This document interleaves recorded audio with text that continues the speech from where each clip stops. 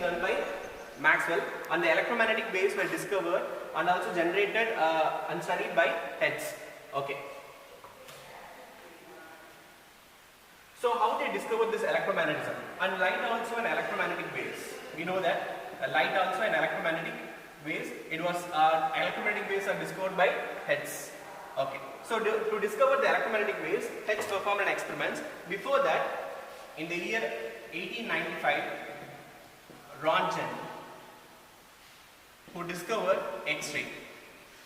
After that, in the year 1897, J.J. Thomson, who discovered an electron. So for the two discoveries, mainly we must need a high voltage and low pressure.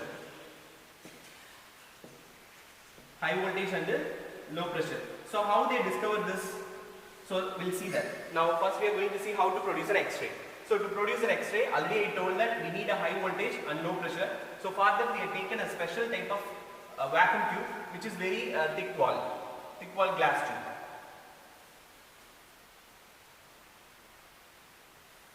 So this is a tube is called Coolidge tube. The Coolidge tube is highly evacuated and no gases should be taken inside the tube. One side of the Coolidge tube has a cathode and another one side of the tube has an anode. So already we reduced the pressures. The pressure we have reduced very low pressure, less than 1 atmospheric pressure, and the cathode and anode are connected to a high potential.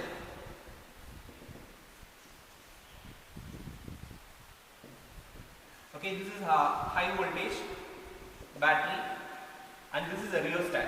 Okay, so while already we reduced the pressure and no gases are taken inside, but one special changes were made inside the Coolidge tube. The anode is drawn in the form of a tungsten metal. Okay, so now we apply the high potential across this cathode and the anode. At the time, the cathode emits uncharged particles. The uncharged particles were traveling toward what is a tungsten? The tungsten is an anode. So these high energy charged particles were suddenly allowed to break through a tungsten. From the tungsten, then these particles are striking and then emitted in the form of unknown rays. These unknown radiations were called as X-rays. Okay, right? And then Thomson, how Thomson discovered electrons, that also you know that in a chemistry you have studied. And after that Thomson discovered the electrons, we can easily investigate the structure of an atom. Okay, and moreover, the Thomson discovered an electron. No, the same like experiments also discovered by the another one scientist, that is his name is William Crookes. So this Thomson discovered the electrons. So the radiation is also called as Crookes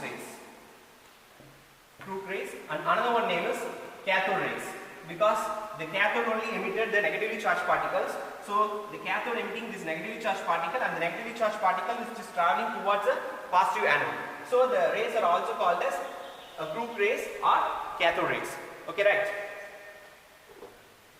Then after the discovery of this electron, Thomson also done another one important milestone investigations, that is the charge by mass ratio, that you already studied in Millikan experiments. So in Millikan experiments, the charge by mass ratio is determined, but before that J.J. Thomson discovered this charge by mass ratio. We know this electron charge. What is the charge of an electron?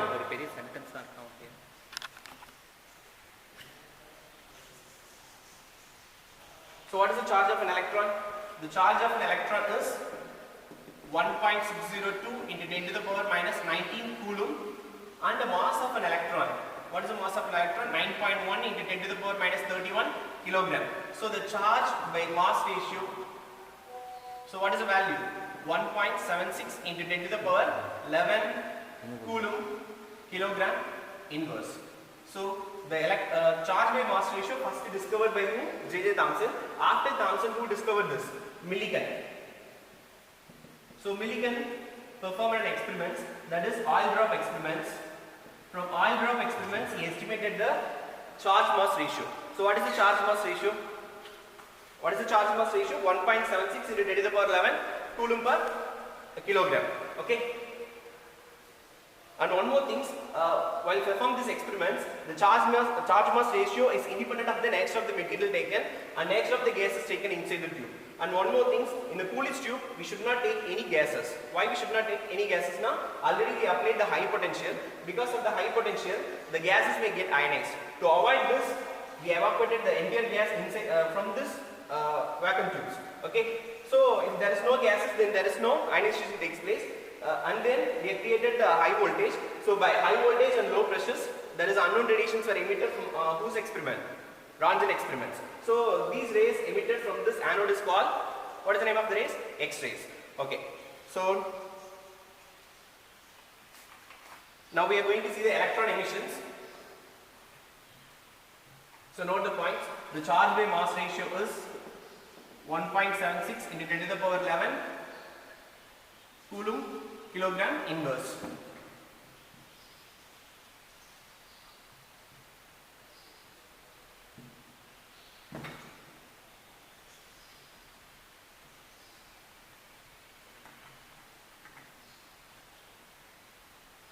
So next one is electron emission.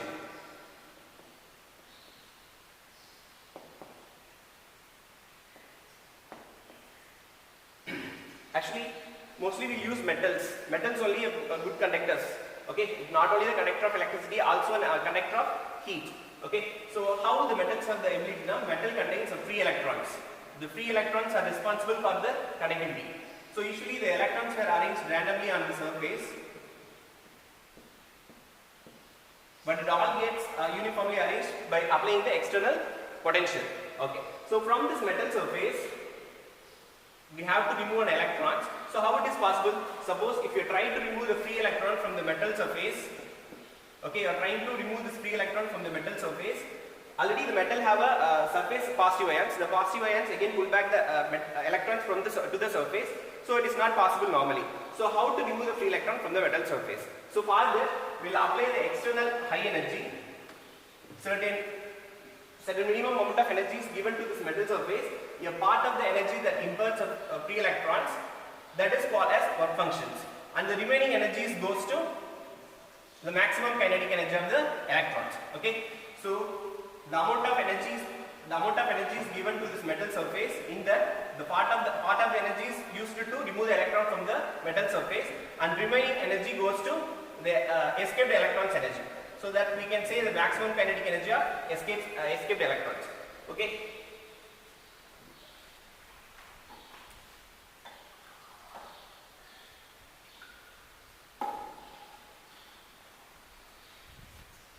Okay, suppose the electron charge already know. What is the charge of an electron? It is 1.602 into 10 to the power minus 19 Coulomb. So from this, the work function value is measured in electron volt. The work function is measured in electron volt. So define 1 electron volt. What is an 1 electron volt? So 1 volt of potential is given to the electron having a charge this much value. So the 1 electron volt is equal to 1.602 into 10 to the power minus 19 joule. Okay, I'll repeat once again. Electron emissions. So normally the metals have a free electrons. The free electron cannot escape from the metal surface by itself because the surface positive charge that attracts this electron. So we have to apply the sufficient amount of energy to pull the electron from the metal surface. So from the incident energy, the part of the energy goes to bring the electron from the surface, so against the work function, and the remaining, the electron get the more kinetic energy and then escape from the metal surface. So the phenomenon is called electron emissions. Actually the electron emissions can be done by the 3 process. The first one is thermionic emission, and the second one is field emission, which means how many ways we can bring the electron from the surface, and third one is photoelectric emission.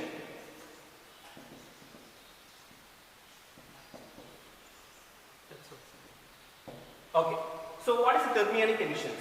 Thermionic emission is nothing but to the metal we have to heat to a very high temperature. So from the high temperatures the metal that releases an electron. So the process is called thermionic emissions. And then field emissions. Field emissions have 2 ways. One is by applying electric field. One is by applying an electric field.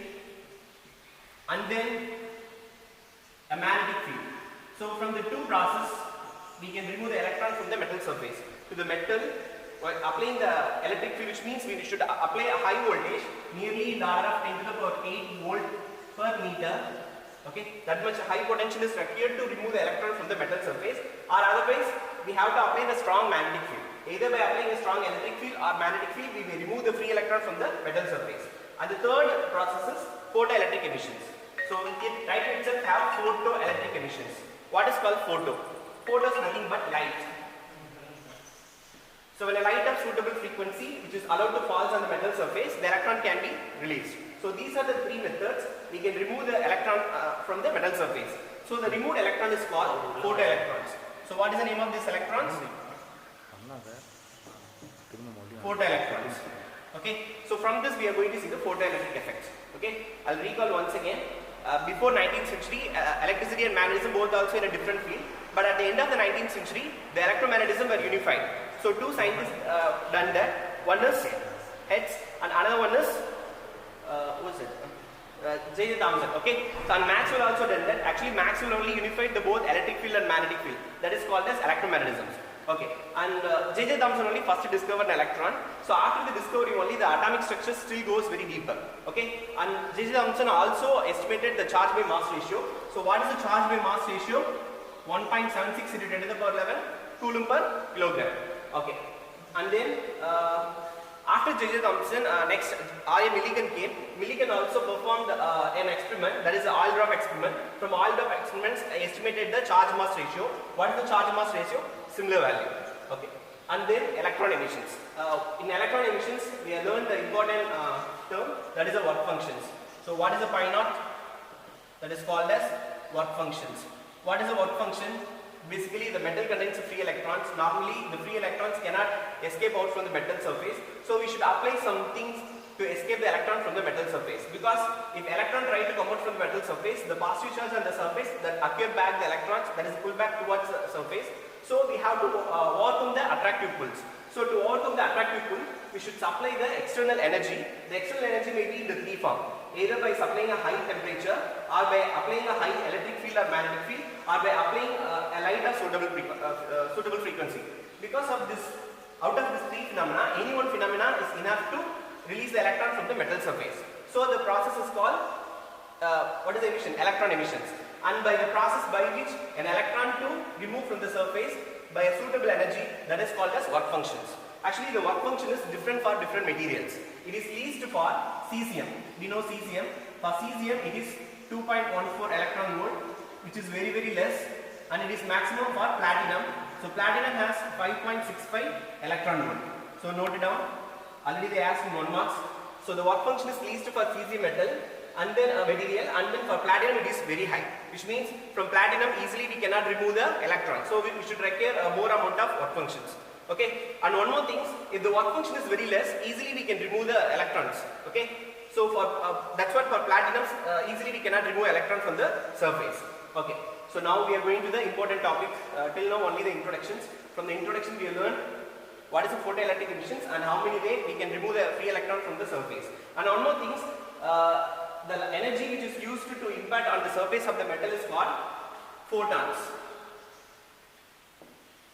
And because of the photon and the metals, the electrons are escaped from the surface. So the particular electrons are called photoelectrons. So the electrons are escaped from the surface by the suitable energy of instant light, that is photon. Because of photon from the metal, the photoelectrons are emitted. Okay, don't get confused. Photon is totally different from the photoelectrons. Both also different. So now we are going to see the photoelectric effect. That is the main thing of the lessons, photoelectric effect. Okay.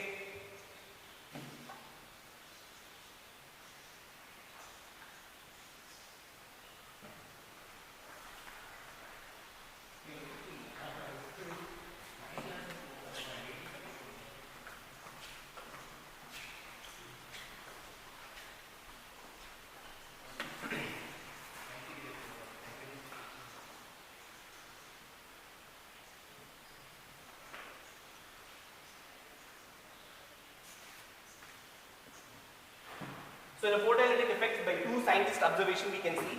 The first one is Hertz observation.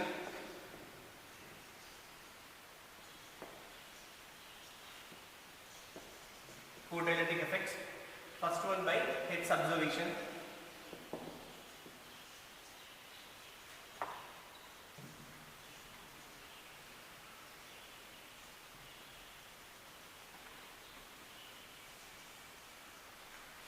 So from Head's observations, he used a discharge tube. Already we know the discharge tube, that is thick wall tube.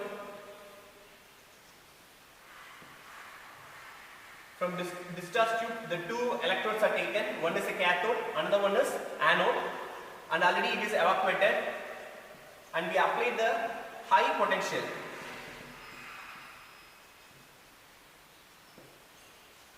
High potential. So that is high tension battery. Actually, here you use Heads use which material is zinc material. Okay. So zinc and then the window is drawn like this. This is a quartz window. Quartz window, and here the light source is there. The light source is nothing but UV source. So why he has taken UV source now? The UV means ultraviolet, we know that. You know the visible region. The visible regions, the spectrum starts from VGR, no? VGR. So this is the visible spectrum. In this visible spectrum, the violet have a less wavelength. Similarly, it has high frequency. So from violet to red only we can see. Below the violet we cannot see that. So the region below the violet is called ultraviolet, and the region above the red is called infrared. The both are also invisible regions. So here we used a UV source. Okay, the UV source is done by some carbon arc. Okay, that is a spark lamp by arc method. That is a carbon arc. Okay, because of the positive and negatively charged carbon arcs were joined together, an electric discharge takes place. Here the UV lights are produced. Then the UV lights of suitable frequency allowed to fall on this quartz window. Why they choose quartz? Now quartz only filter the remaining waves, that allows only the high frequency waves. Okay, and then here zinc also used, and then he found that some charged particles with the high energy that impact an anode, and then a potential is created.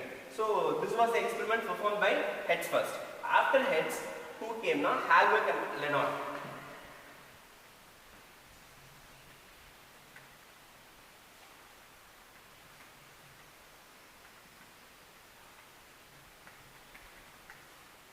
So after Heads,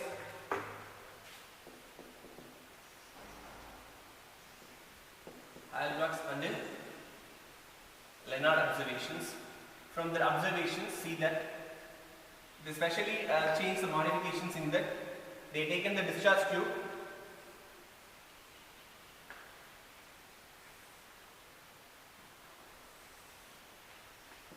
this is a quartz window, it was sealed.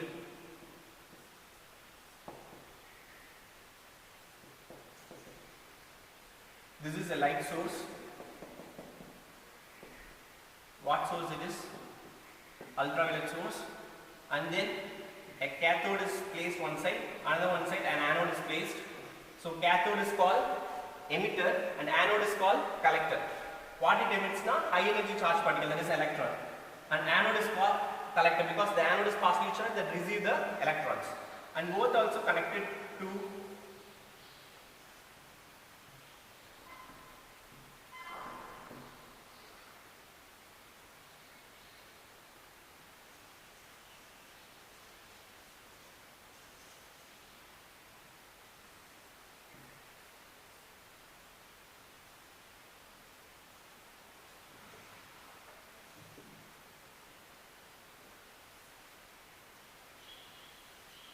this is commutator, 6-way commutator.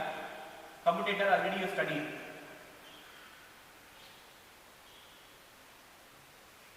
It is used to reverse the direction of the current, and then the 6-way commutator is connected parallelly to a voltmeter and seriously to a micrometer. Why it is micrometer, I'll explain. And then it is connected to a rheostat.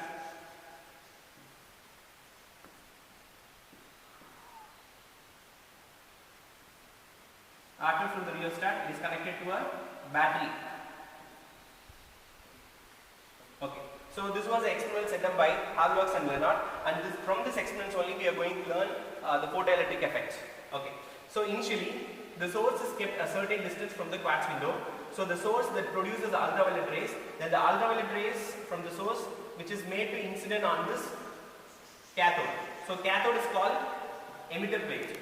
So what it emit?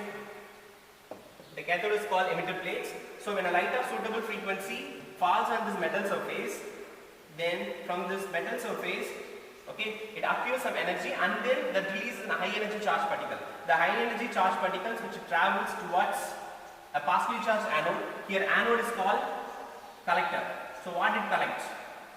It collects the photoelectrons. Okay, so the cathode is called emitter plate. Cathode is called emitter plate and anode is called collector plate. Okay. So there is a potential we have set up. Initially the cathode is maintained with a negative potential and anode is maintained with a positive potential. So from the negatively charged cathodes, the high energy charged particles are emitted when a light of suitable frequency falls on the metal surface. So from this a potential difference setup, because of that potential difference, a current is induced in the circuits, but the current is not large. Only small current is produced. Very small current is produced, and this small current is produced due to the interaction of radiation with the matter. So interaction of radiation with the matter, a small current is produced. So this was the experiment performed by whom? Hallwachs and Lenard. In this they used two different kinds of material. So one is zinc, cadmium and magnesium. Zinc, cadmium and magnesium. So these materials are responsible only for what light? Ultraviolet, UV light. Okay, this is responsible only for UV light. And we know alkyl metals. What are the alkyl metals? Lithium, sodium, potassium and then other materials. So these alkali materials are responsible for visible light. Responsible for visible light. Visible light now we know that from violet to red. But zinc, cadmium and magnesium responsible only for ultraviolet. Okay, right? Okay. So I'll repeat once again. The photoelectric effects observations made by these two scientists, one is Hertz, another one is Hallwachs and Lenard. So Hertz used only the zinc and Hallwachs and Lenard used like this experiments. So from that experiments, they have taken a discharge tube. So what's the name of the tube? Discharge tube. The discharge tube is fused with the quartz window, because quartz allows only which light? Ultraviolet. Okay. And one side we have maintained a cathode, that is a negative potential, which is called as emitter plate. Another one side it is an anode, that is called collector plate. Okay, two different plates were kept inside the discharge tube, and when a light of suitable frequency made to fall through this cathode, that is emitter plates, that emits high energy charge particles. The high energy charge particle mostly it is in electrons, that is called as photoelectrons. Already we told the incident light is called photons. Because of the photons, the radiation interacts with the matter, it emits a charge particle that is called as photoelectrons. So the photoelectrons are created by the interaction of photons on the material. Okay, right? So these, because of these photoelectrons attracted by the collector plate potentials, there is a current induced. So the current is measured, only the small amount of current is produced. So we used a micrometer. Instead of micrometer, if we use ammeter, then we cannot detect the amount of current produced in these experiments. Okay. So and then two important points made from these experiments. Two different kind of material we are using. Actually, ultraviolet rays sensible only by the material zinc, cadmium and magnesium, and alkali materials responsible for the visible light. That is from violet to red. Moreover, if instead of ultraviolet, if you use some other radiations, UV radiations or X-rays and some other radiation, the amount of photoelectric current also difference. So the photocurrent depends on the nature of the material taken, and then the potential across this two plates. Okay. And then experiment investigations. So the same experiments. So what are the points made from this photoelectric effect? Okay, just you note down. And once again we recall. So first we seen that the introductions. Before 19th century, the electricity and magnetism both also different field. At the end of 19th century, the unification done by Maxwell. So that is electromagnetism. And then many discoveries were made. The first discovery, Röntgen discovered an electron. So to discover an electron, we need a high voltage and low pressure. After Röntgen who came, J.J. Thomson. So J.J. Thomson discovered an electron, and also he discovered a charge mass ratio. 10 minutes more. Okay, charge mass ratio. So what is the charge mass ratio value? 1.76 into 10 to the power 11 coulomb kilogram inverse. So this is charge mass ratio, don't forget. After comes in Millikan also estimated the charge mass ratio. Millikan estimated the charge mass ratio by oil drum experiments that already are studied in chemistry.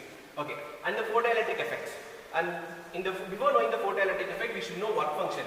So what is the work function? So from the metal surface, if we have to release an electron, we should have certain amount of incident energy. The certain amount of incident energy that impact the electrons on the metal surface, and then the free electrons in the metal surface accumulates the energy. After accumulates the energy, and then electrons are escaped from the metals. So because of the photons, the electrons are ejected from the cathode. So the ejected electron from the cathode is called photoelectrons. Okay, right? So this is explained by whom? Hallwachs and Lenard. So from the observations, what are the effects are seen? Okay, here we can see that it depends on things. What are the four factors it depends? First one is, it is frequency dependent.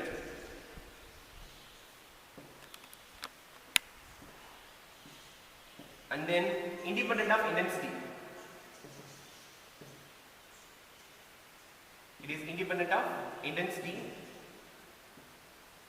and the potential across the plates. Potential across the plate and then nature of the material taken.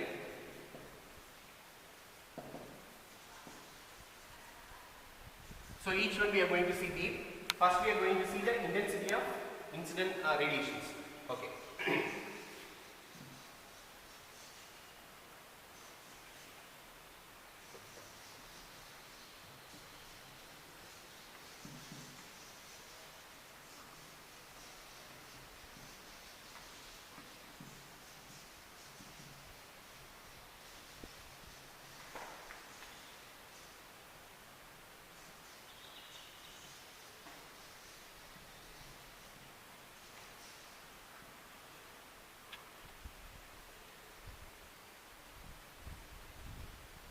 Okay.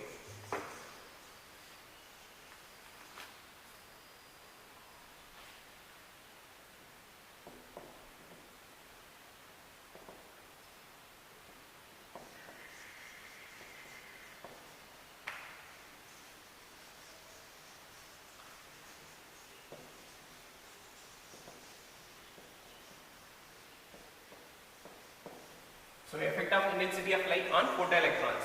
Okay, how? So we know the experiments. Remember, just you see the experiments. From the experiments, first for cathode, we have maintained a negative potential, and for anode, we maintain the positive potential. So when intensity means, usually from the quartz window, the source is kept at a certain distance. Okay, the source is kept at a certain distance. By varying the source towards or away from the tube, we may increase or decrease the intensity. So if you want to increase the intensity now, the source have to brought closer to the tube. If you want to reduce the negative potential, and anode is maintained with the positive potential, so more number of electrons are ejected from the cathode by the light of suitable frequency falls on it. Okay, at the time a current is produced. Okay, and then the source, this is source S1, and then the source is brought to other two positions very close to the arrangements. So when the source is brought very close to the arrangements, gradually the number of photoelectrons also increase. So if you plot the graph between the intensity and the photocurrent,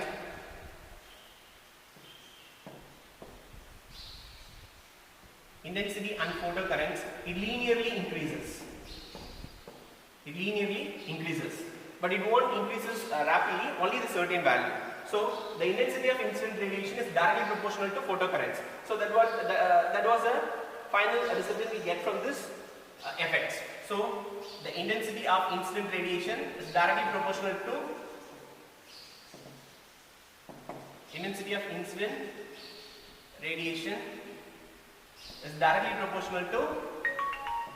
number of photocurrent. Okay, and then second effect is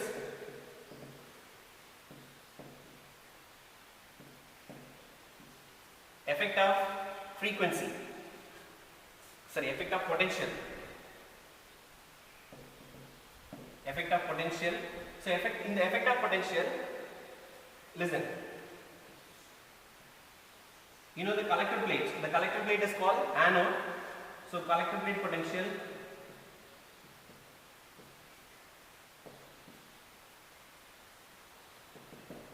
one is a collector plate potential, another one is a photocurrent.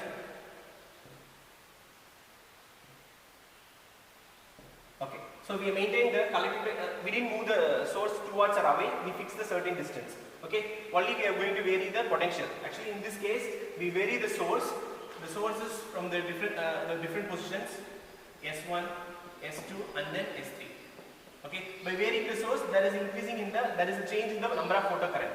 Okay, now we are going to vary the potential across this cathode and anode plates. Okay, so first we maintain the cathode. Actually, we didn't change the source in this case. The source is fixed.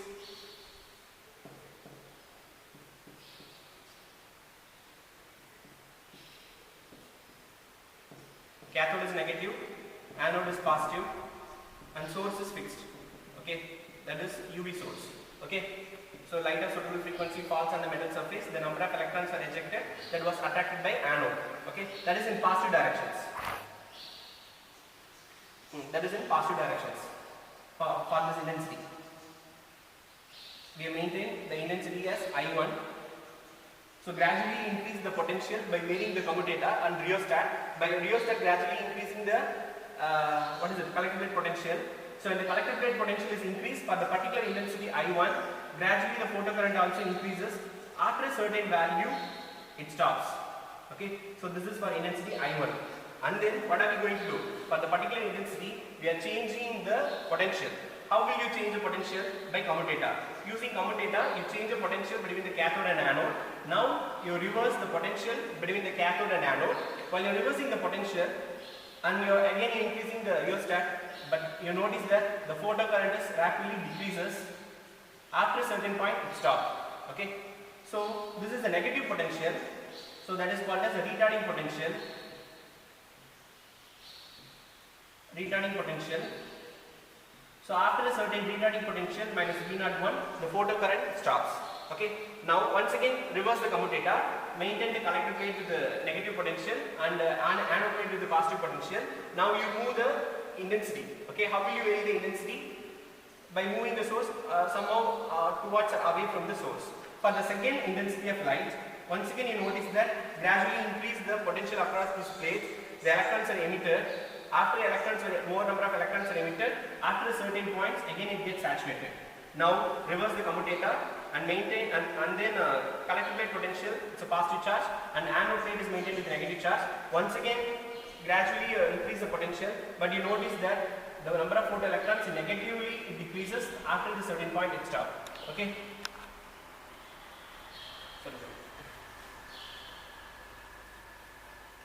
After the certain point, it stops. That is also the same point. This is for intensity I2.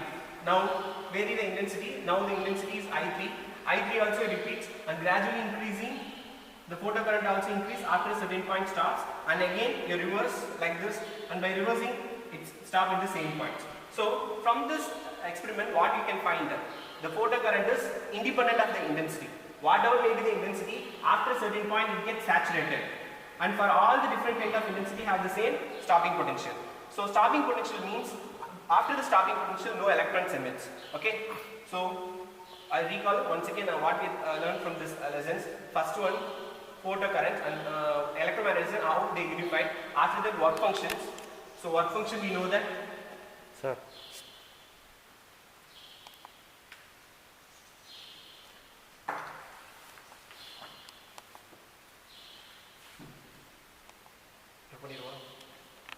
Important formula here. E is for the photoelectrons and V naught by increasing the potential. By increasing the potential, the electron also acquires more energy. Okay, so the intensity is over. And one more thing, you can see that whatever may be the intensity. Actually, first case we are maintaining the intensity, that is the less intensity, which means the source is brought here. Okay, and in the second case, the source is brought somehow closer to the cathode plates. So this is for second case intensity. So we increase the intensity comparing the first case, and once again repeat the experiments. Cathode you maintain with the negative plate, negative potential, anode with the positive potential. By varying the potential, it gradually increases. After a certain point, it stops. And once again using commutator, reverse it. cathode with the positive potential, anode with the negative potential. If you are doing, you will get the curve like this, and it starts in the same point. Okay. Now you bring the source very close to the quartz window. That is here. So this is case of 3. In the third case, the intensity is high, very high. I mentioned here, I3 is greater than I2, I2 is greater than I1, which means first case intensity is less, but third case intensity is very high. Repeat the experiments by same manner. Cathode with the negative potential, anode with the positive potential. It linearly increases after a certain point it stops. And again, using commutator, you reverse the terminal. Cathode with the now positive potential, anode with negative potential. You will get this curve. Okay, third case. This is first case, second case, this is third case. In third case also, it starts with the same value. Okay, right? So, what you can conclude from this activity? So, from this effect of intensity, whatever may be the intensity, there must be a certain minimum frequency in which the photoelectric emission begins. So, the corresponding frequency is called threshold frequency. So, photoelectric emission is independent of intensity or dependent on the intensity? It is independent of the intensity. So, whatever may be the intensity, there must be a certain minimum frequency is required. So, the minimum frequency in which the photoelectric emission begins is called threshold frequency. Okay. So, what you can conclude? It is independent of the intensity, but it depends on the frequency. So, photoelectric emission is note that frequency dependent. Frequency dependent.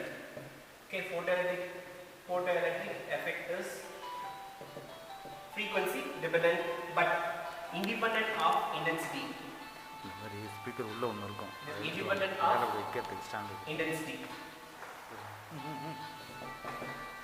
Okay.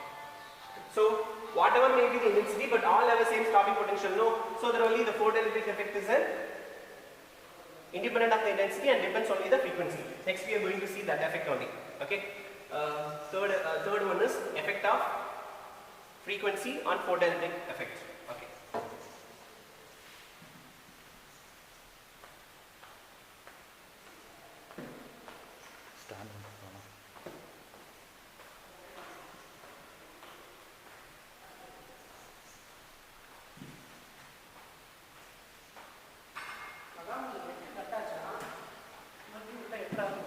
அவ்வளோதான் sir, நீங்கள் பண்ண முடியாது. திரும்ப try பண்ண சொல்லுங்கள், நான் பார்க்குறேன். Sir மறுபடியும் போட்டு பாருங்கள் sir.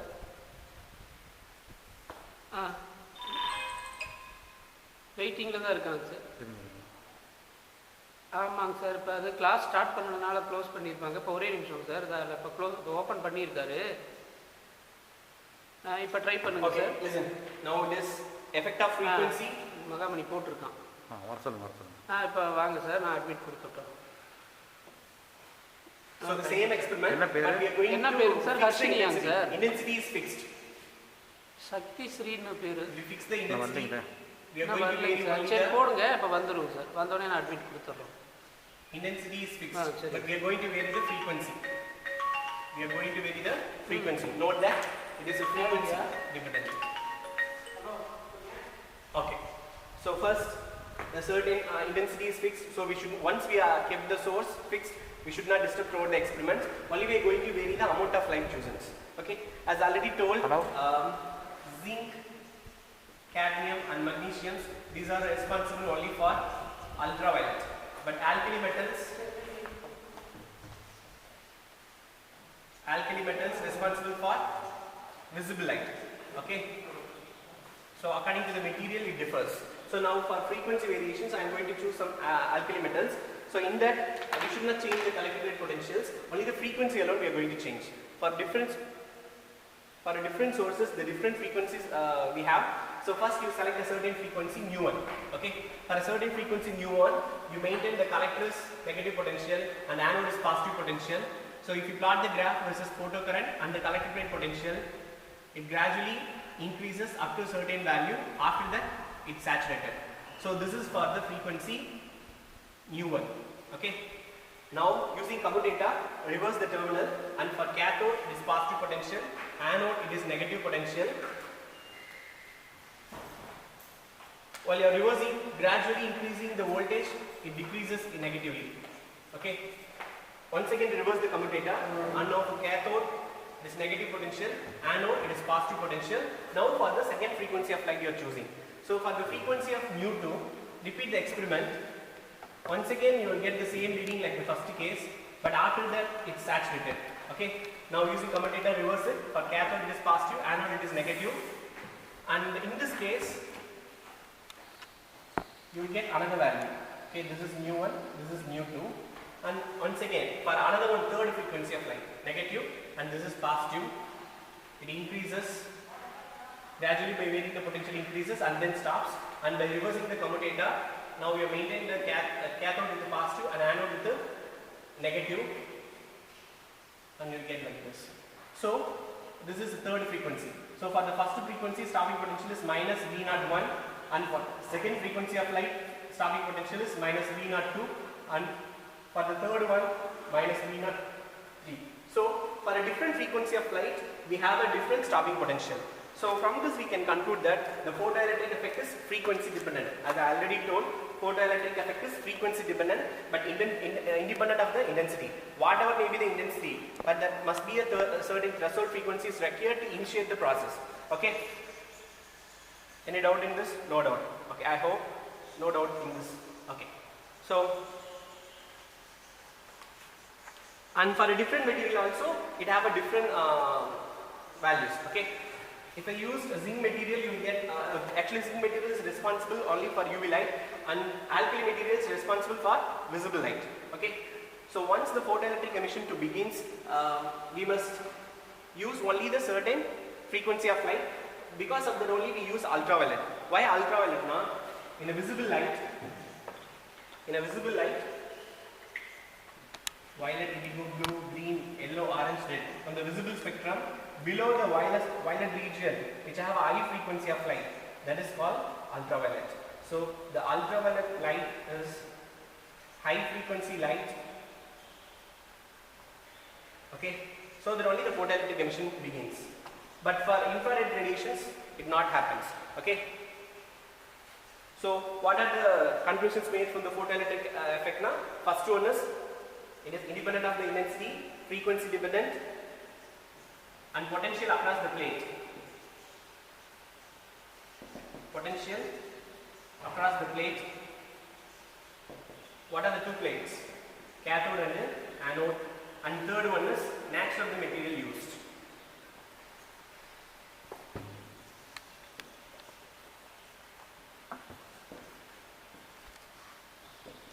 Okay.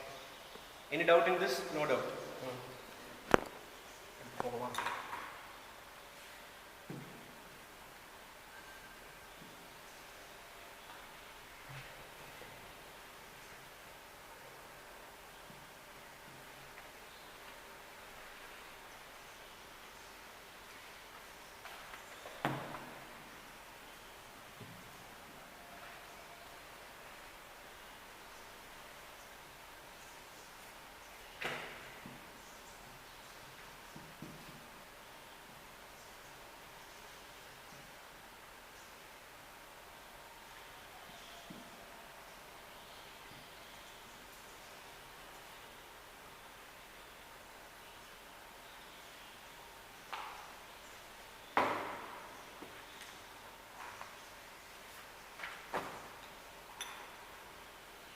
Okay.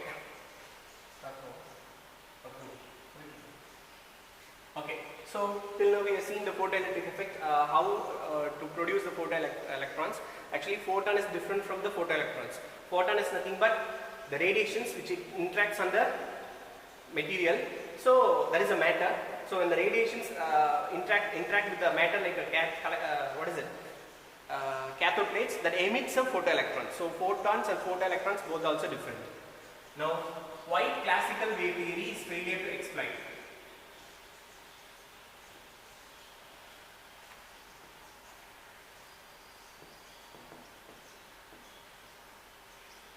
Failure to explain photoelectric effect. Only the three reasons. First one, according to classical picture,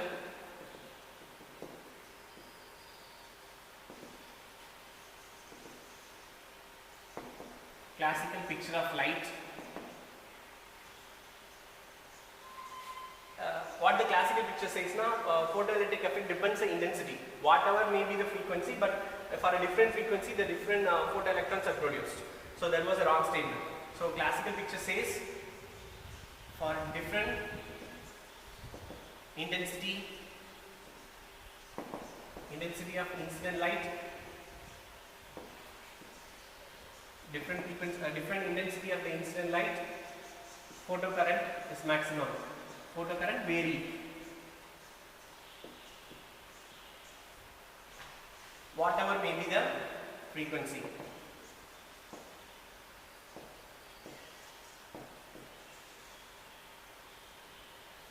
So this was the first statement explained from the using classical wave picture, but it was wrong. Why it was wrong?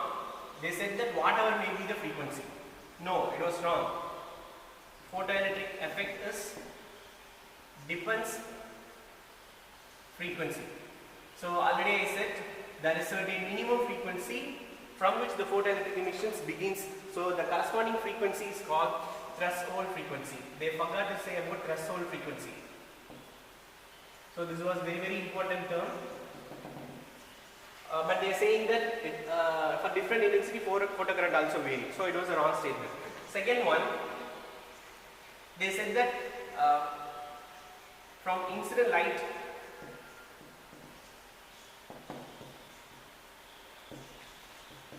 the electron from cathode continuously absorbs energy. Continuously absorbs energy. Therefore, it takes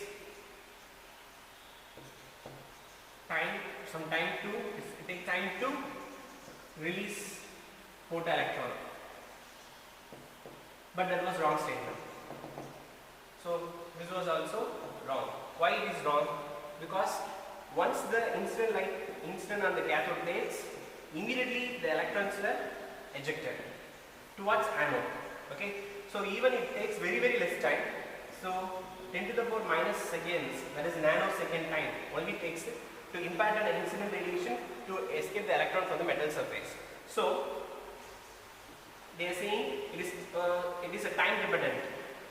So why it is wrong now? Because they are saying from classical picture they are saying it is time dependent phenomena. So it is not time dependent. So photoelectric effect is an instantaneous process. What is called instantaneous? Immediately. So we know that it takes place within 10 to the power minus 9 seconds. Okay, photoelectric effect takes place within 10 to the power minus 9 seconds. So these are the reason the classical wave theory that does not match with the photoelectric effects. It was all stated wrongly. Why it is stated wrongly now? Classical picture says for a different incident of light, the different photocurrents are there. Whatever may be the frequency, no, it was wrong. Because we know from experimentally we have confirmed that photoelectric effect depends on frequency. Okay, and they forgot to say about threshold frequency. Okay, this was a wrong statement. Which was a wrong statement now? This one. So photoelectric effect depends frequency, and from the threshold frequency only the emission begins. And then second statement is wrong. Why it is wrong now? From the incident light continuously the cathode plates absorb the energy. After some time only it emits the electrons. It takes even a few hours to release an electron. No, it was wrong. From the experiments, once the light of suitable frequency incident on the metal surface, immediately the photoelectrons are ejected from the metal surface. It takes place very less time. Very less time, 10 to the power minus 9 seconds. That is nanosecond time, or less than the nanosecond times the electrons are ejected. Okay. So because of that, the classical wave theory is familiar to explain photoelectric effects. Now the important topic from the lessons we are going to see, Einstein photoelectric effect.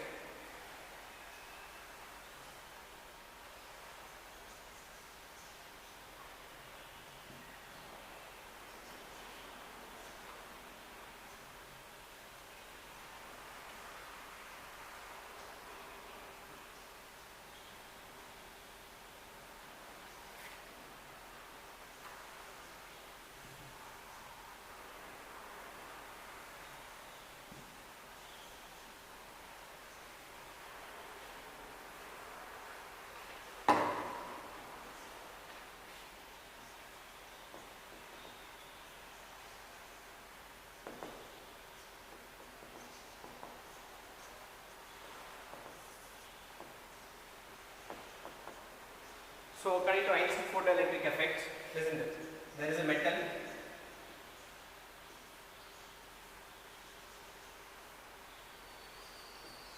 The metal surface has free electron.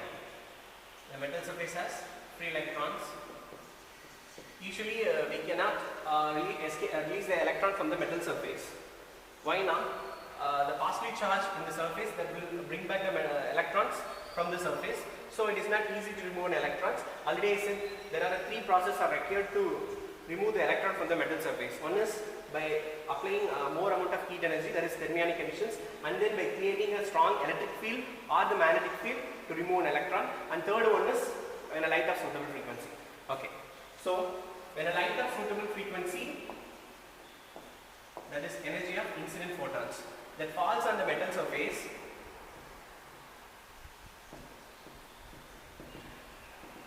energy of incident photon falls on the metal surface, part of energy impact to bring the electrons from the metal surface, that is called work function. So work function, and then remaining part of energy used to escape an electron with the maximum kinetic energy. With the maximum kinetic energy. Example, if you give 100% of incident energy on this metal surface, a part of energy like a 10 to 20% of energy goes to work functions, and remaining part 70+% of energy goes to kinetic energy of photoelectrons. Okay, so that is the things. Okay, so Einstein used this from the photon pictures. Okay, Einstein used according to photon pictures.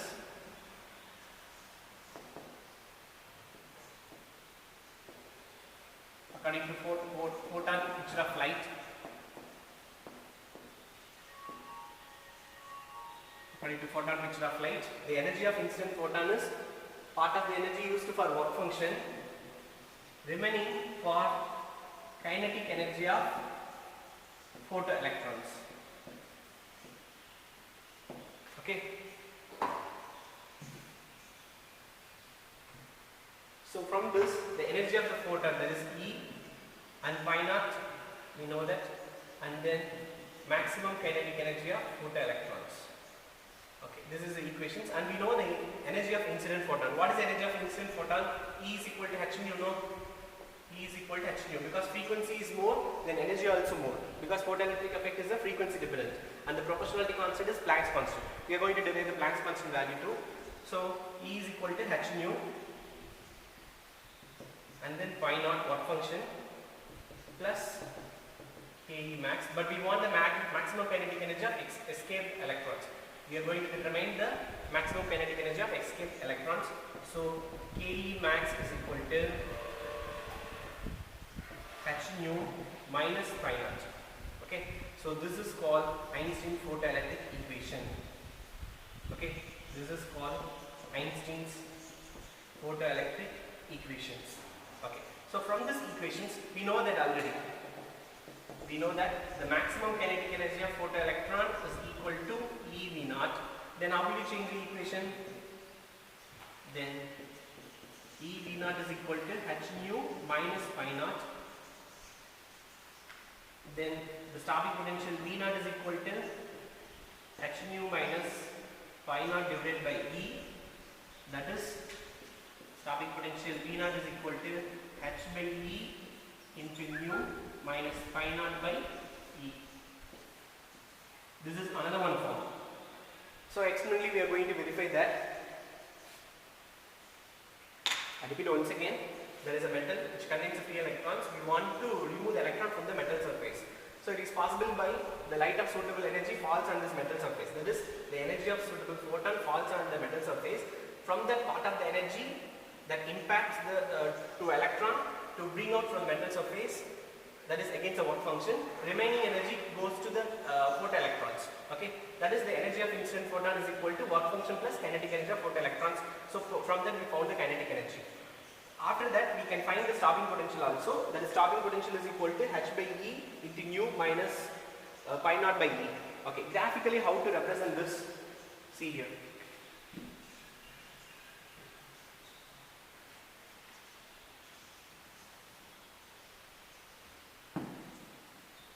So now we are going to determine the value of Planck's constant.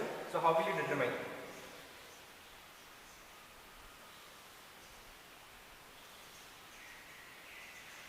Further, we are going to plot the graph between frequency and stopping potential.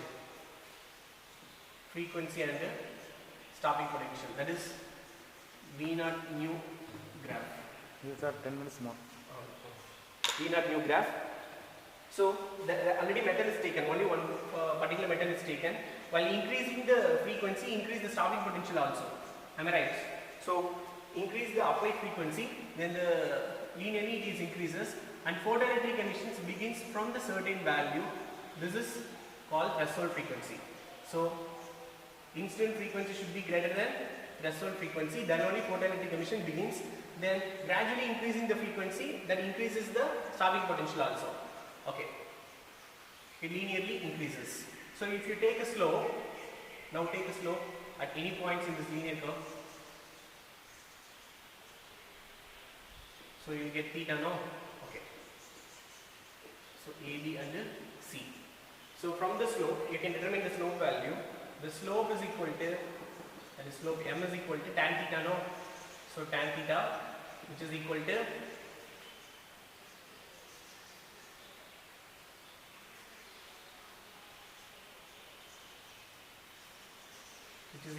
H by E. Okay. So if you want the Planck's constant, that is H is equal to slope into charge.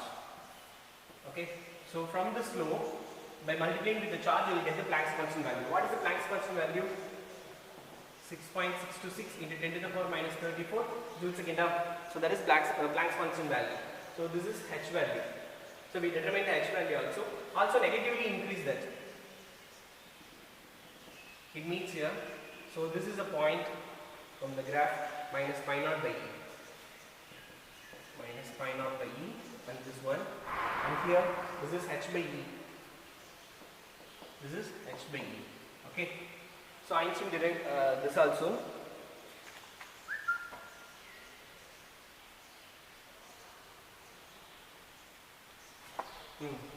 Based on this experiments, Millikan also estimated the charge mass ratio. What is the charge mass ratio? 1.76 into 10 to the power 11 coulomb per kilogram. Okay. So today we learned what are the topics we learned? Work function, after work function, photoelectric effect, and from that it is independent of the intensity and it depends only the frequency. So after that, threshold frequency, because photoelectric emission begins only certain minimum frequency value, that is called threshold frequency, and for different material how it is, then Einstein photoelectric equations.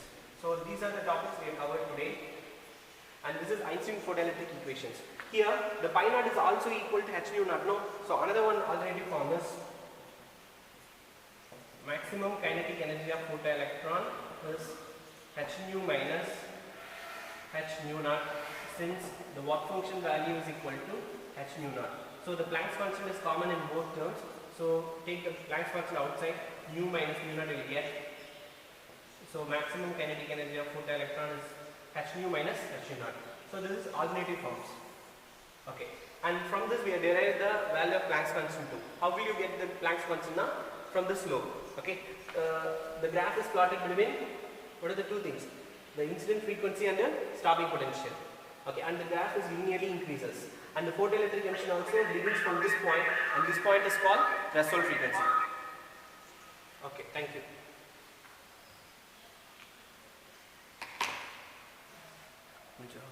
Express எதாவது பண்ணுறீங்களா? நான் தனியாக பண்ணி அனுப்பிடுறேன். ஓகேவா, finish sir, stop பண்ணலாமா? முடிச்சிங்களா? Time இருக்கா? அதாவது டைம் இருந்தால் சொல்லுங்கள். 5 minutes இருக்குது. போதும். ஓகேவா, ஸ்டாப் பண்ணிட்டோமா? அது என்ன கிளாஸ்? இது என்னது? 35 40 இது வந்து கேமரா.